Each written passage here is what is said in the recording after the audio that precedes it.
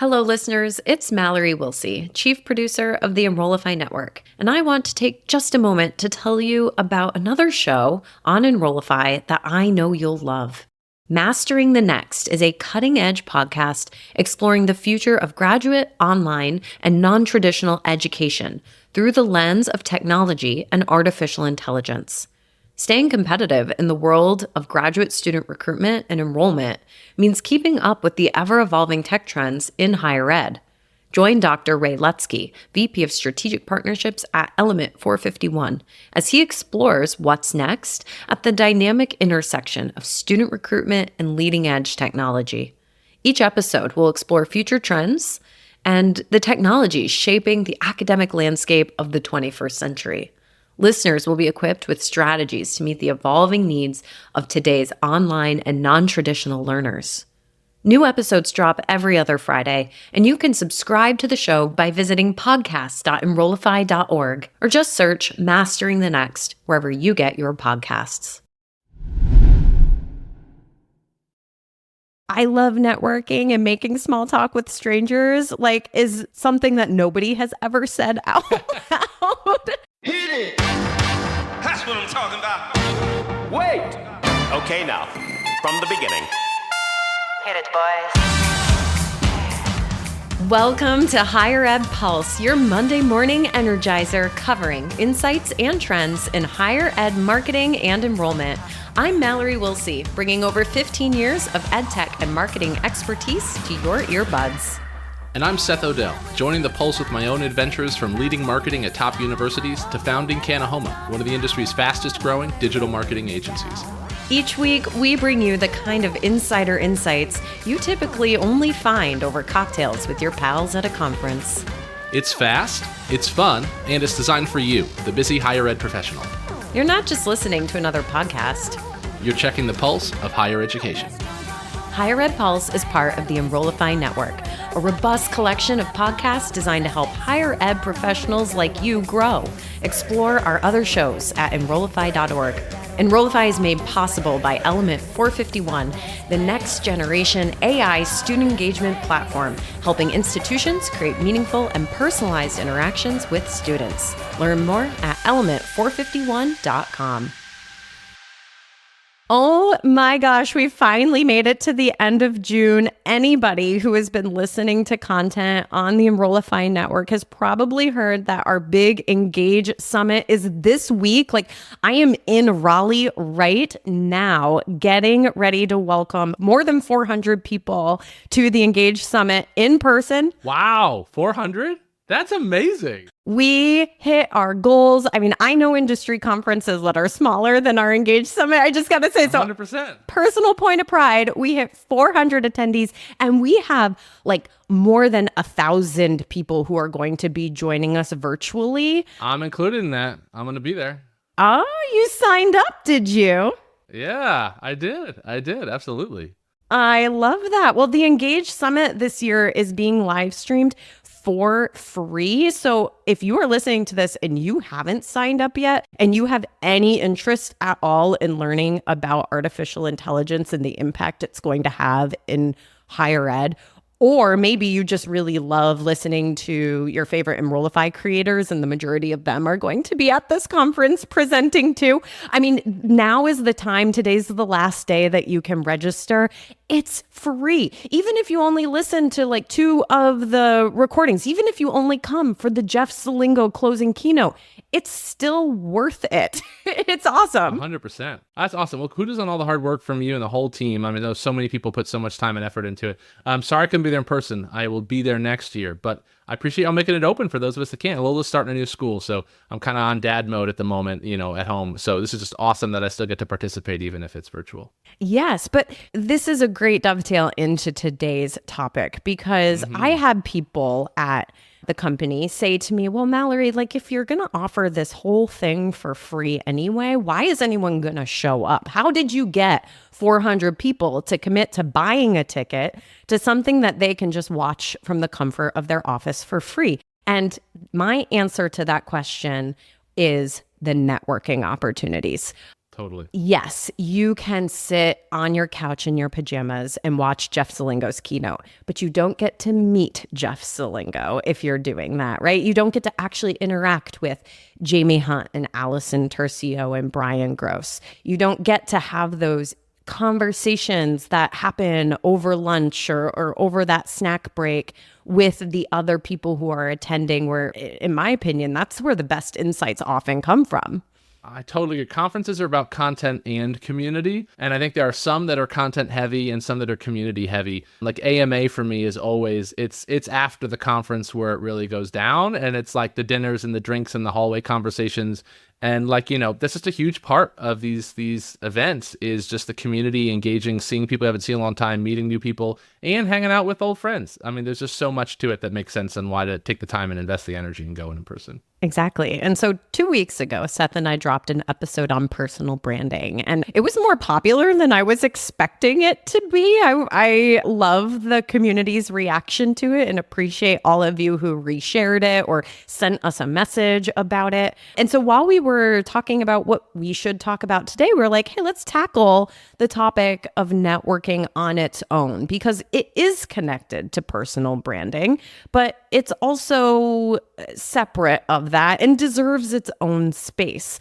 And so, Seth, when I usually hear about this topic of networking, it's usually centered around big in-person conferences or LinkedIn. And I love networking, and making small talk with strangers is something that nobody has ever said out loud. So it is hard to talk about networking without those components. But for me, networking falls into two categories. It falls into depth and breadth. And so on the depth side, it's about creating working relationships that are going to help you do your immediate job better. So that's networking within your organization and institution, finding the partners who are going to help you get your stuff done. And then the breadth is about building relationships that are probably mostly external. These are going to be the people who will open doors to your new opportunities or give you insights that you might not have found out about otherwise. Yeah, I totally agree. I think the few things, I think networking is hugely important. Like some of the kind of advice that I would share with folks is self-reflecting on my own is like, obviously, like the first thing I want to do is meet as many people as possible, just because it's great to meet people. Life is a tapestry, and like what a wonderful thing that we get to meet people with different diverse backgrounds and experiences. The second thing, though, is you got to keep people. This is one of the things I think I've done particularly well in my career. And so, like, the advice is the first time you meet somebody, you should connect with them on LinkedIn, like, literally immediately, and find a way to follow and connect. If they have a newsletter, like in the moment, do those things. Because otherwise, it's like, didn't I meet someone at a conference 2 years ago? I don't really remember it. Like, you have to keep them somewhere. For me, it's LinkedIn. Doesn't have to be that for everybody else. But, like, you have to do it. I all the time tell college students that it's like every time you have a guest lecture, everybody else immediately connect with them and establish that. And then the third thing is like root for everybody and actually give a shit. Like I love the people that I meet and I root for them, and it's like really fun to learn about them personally and professionally. And so it's like when you just like meet people and then you stay loosely in touch and then you genuinely root for them, like it's amazing what good things come from that. And so like those are just a few of the early pieces. I have some more that I'll unpack in a minute, but I'd start with a few of those. Is that like to me it's like meet everybody, keep everybody, and root for everybody is like a really good place to start, I think, as far as like expanding your network in a way that's going to pay dividends, whether that's your career growth or your chance to help other people grow theirs. It takes discipline, though, to do those things. And I agree. Consistent communication is key. When you meet someone new, you got to follow up with them. Send them a thank you note, right? Or like just a little message so that you can stay in touch with them. And look, I am the type of person that if it's not on my calendar, it's not going to happen. I live and die by my calendar. And so when I meet somebody new, I am now disciplined enough to immediately send them a LinkedIn, request. I was not great about that earlier in my career, and I really regret it. But I also take a second step where I put on my calendar some, maybe 2 weeks, 2 months, like depending on who it is in the conversation. I put a reminder on my calendar to follow up with that person. I put their email address in that calendar hold. I put some notes from the conversation in that calendar hold, because then 2 months go by. I can promise you I'm not just going to remember to send that note out. And now I've set myself up for success because I've given my future self the information I know I'm going to need to make that follow-up actually happen. Yeah, I love that. The other thing I would say is once you've had that network sort of built and you're starting to expand it, ask for help. This is something that took me a long time in my career. Early in my career, I thought I was supposed to know everything. And I think it was because I was insecure. And so like I wanted to like prove to everybody that I knew what I was doing. And then the older I get, the more I realize that like it's not about it's about questions, and that like vulnerability is the best path to learning more. And that's what actually makes you smarter. And so like when I launched Canahoma as an example, I reached out to 50 people and I was like, hey, can I get a half hour of your time? I'm launching an education agency. This is like CMOs in our space, people that listen to this podcast, a lot of different folks. And I basically was like, I have a little bit of an overview deck of what I'm trying to build, but it's very early on. And I walked it through. People said, here's the problem I think I'm solving. Here's how I think I'm solving it. And then I got all sorts of great advice from people that was like, first I was reassuring, like, hey, generally speaking, yes, there's room in the market for a new agency. Cool. But maybe I was thinking about something wrong. And I had all sorts of great questions. One person in private equity who'd been a friend of mine for a while. And I said, one of the questions I said, like, I'm trying to decide if I should stay education only or if I should do work outside of education, because like that would be fun. And I think I know marketing. And she said, look, when I think of like the best agencies in the country, I think of like TWA, Chiat Day, and all these big ones. She goes, when I think of like the best education marketers, I think of you. And she's like, don't leave your lane. And I was like, oh, that's really, really helpful. And so like it changed the way I built my business. And it was like, just asking for help got me all these good little nuggets like that from people way smarter than me with good little pieces of insight. And so like ask for help is a huge one. Like, I mean, I don't see enough people posting on LinkedIn like, hey, we're struggling with Melt right now. Anybody down to talk with me for 30 minutes? Like everybody wants to help somebody. And so like asking for help, I think is a huge piece. And so that's one piece of advice I'd say is like, don't be shy about it. Ask for help. People want to help. And I think it would be great if we saw more of that. Hey, it's Mallory, Chief Strategist of Enrollify. Why travel far when an exceptional higher ed conference experience awaits from the comfort of your campus or home office? I'm thrilled to announce that every single session at the 2024 Engage Summit will be live streamed. And the best part? Registration is free. Many of your favorite Enrollify creators are presenting. Maya Demishkovich and Jenny Lee Fowler will teach you how to craft an AI-powered social media influencer strategy. Jamie Hunt will help you unlock the AI revolution in your team. And Shane Baglini and Allison Tercio are teaming up to boost your productivity with generative AI. Plan out your dream conference by scoping out the agenda and taking note of the sessions you want to tune in for. Visit engage.element451.com and register yourself and your team for free today. Now, back to the show. Well, we are also in an industry where people can help. I was just having this conversation yesterday with an exec at another company, and we were both kind of commenting on how awesome it is to work for an industry that, yes, competes with each other, but in general, like people are more than happy to like give you some of their secret sauce. Yeah. And most people appreciate being asked for their expertise and they're happy to share it. Like it's very flattering to get a message that says, I admire what you did with this thing. Can we unpack it together? Can you give me some advice? Like, you got to be a jerk to say no to that.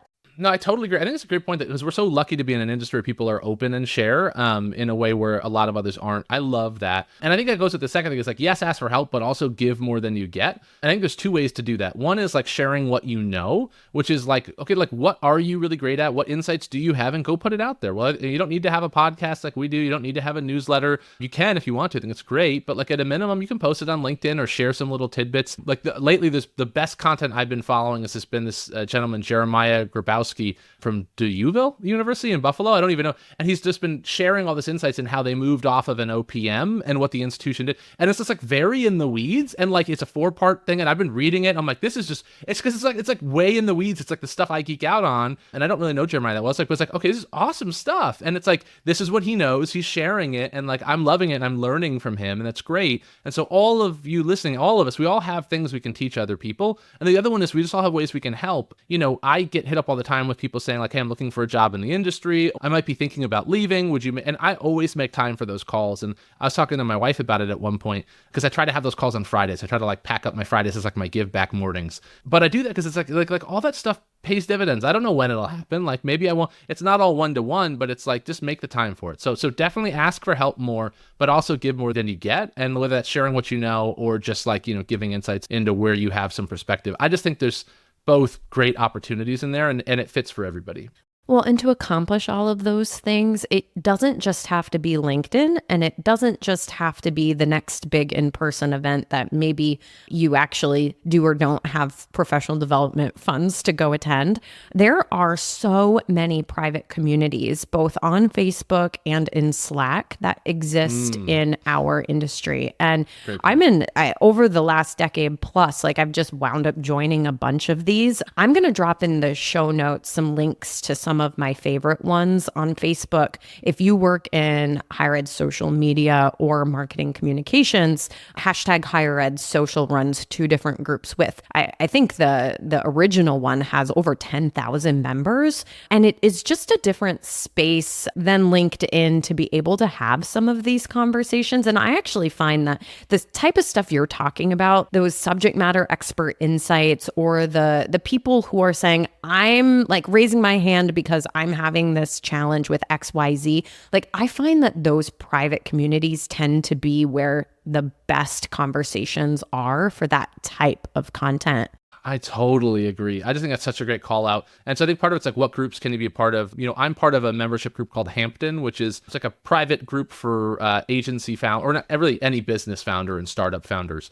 And for me, that was an example where it's like, as I built my own business, I was like, okay, now I'm in this like new area where like, I don't have a lot of experience building businesses on my own. And so I had all these questions that weren't like higher ed related anymore, right? It's like, how do I offer a 401k plan to my employees? And like, how do I shop benefits? And like, how do you set up HR? It's like all these things I don't know how to do. I was a CMO before. And so part of that group, they have a Slack channel that is so fantastic. And like, I'm literally in there almost every day. It goes back to the same thing. I'm in there answering everything I can answer. When people ask questions that fit me, I'm always trying to do that. Because they actually have a rule, give more than you get, which they always challenge you to do. But then I ask questions all the time when I get stuck on things. And of course, the reality is that like by and large, someone has already faced the problem you're facing. And if you can find them, someone out there has already solved it. And as I said before, people like to help. So people will help you if you ask for help and can get in front of the right folks. And so I love your call out on the communities piece. I kind of hate Slack professionally, except in this networking area. Like day-to-day Slack has become like email, and it's like I feel like Slack stock in my mind is plummeting,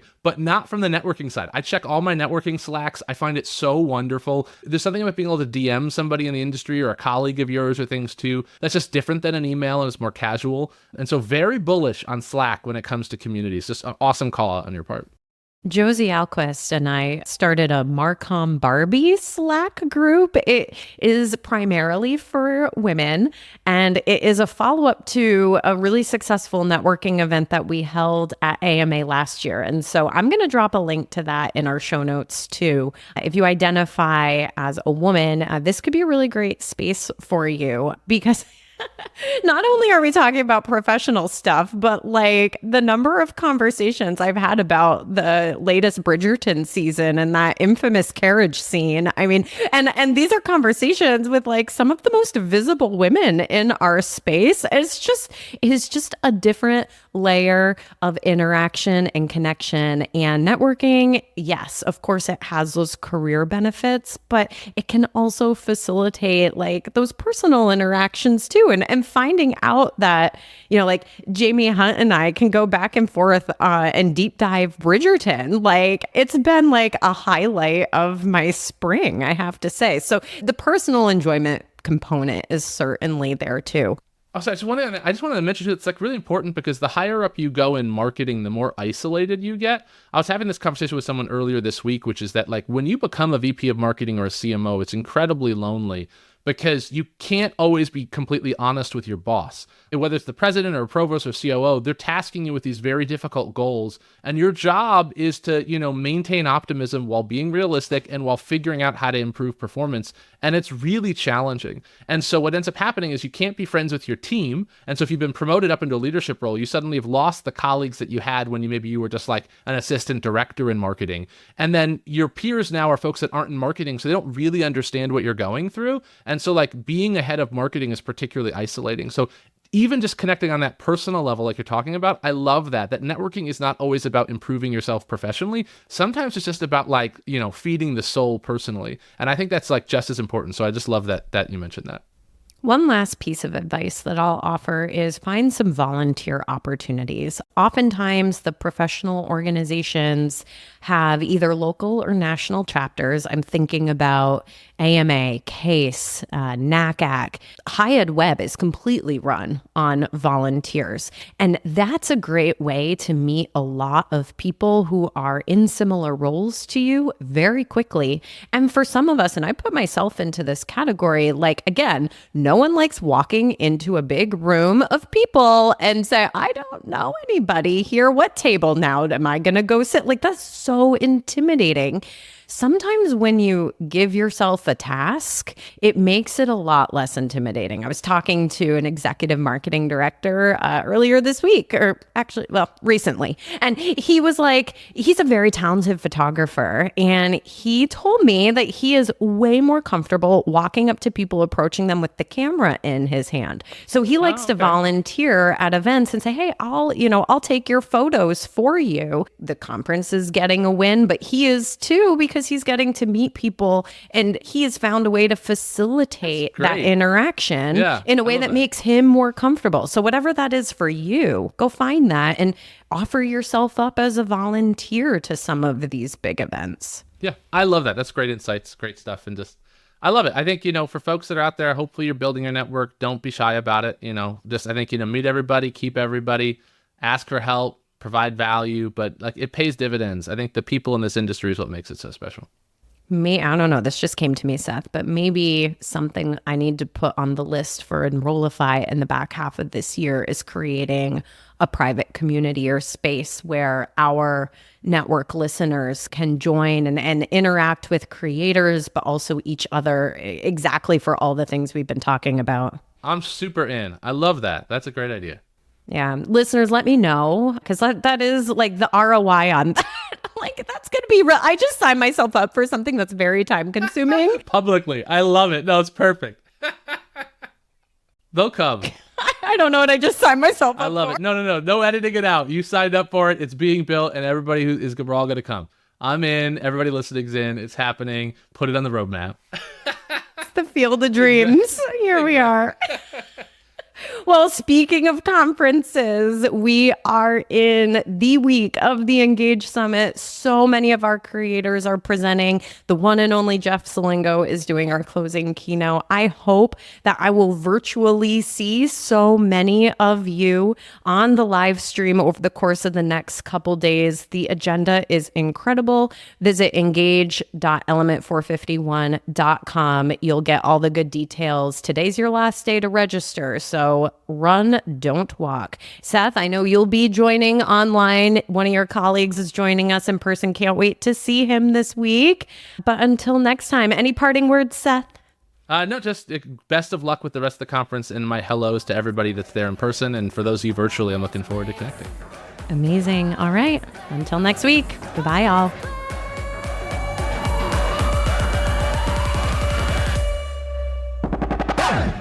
The Higher Ed Pulse is part of the Enrollify Podcast Network. If you like this podcast, chances are you'll like other Enrollify shows too. Our podcast network is growing by the month, and we've got a plethora of marketing, enrollment, and higher ed technology shows that are jam-packed with stories, ideas, and frameworks, all designed to empower you to be a better higher ed professional. Our show helps higher ed marketers and admission pros find their next big idea and features a selection of the industry's best as your hosts. Learn from Brian Gross, Eddie Francis, Jenny Lee Fowler, and so many of your favorite leaders in higher ed. Enrollify is made possible by Element 451, the next generation AI student engagement platform, helping institutions create meaningful and personalized interactions with students. Learn more at element451.com.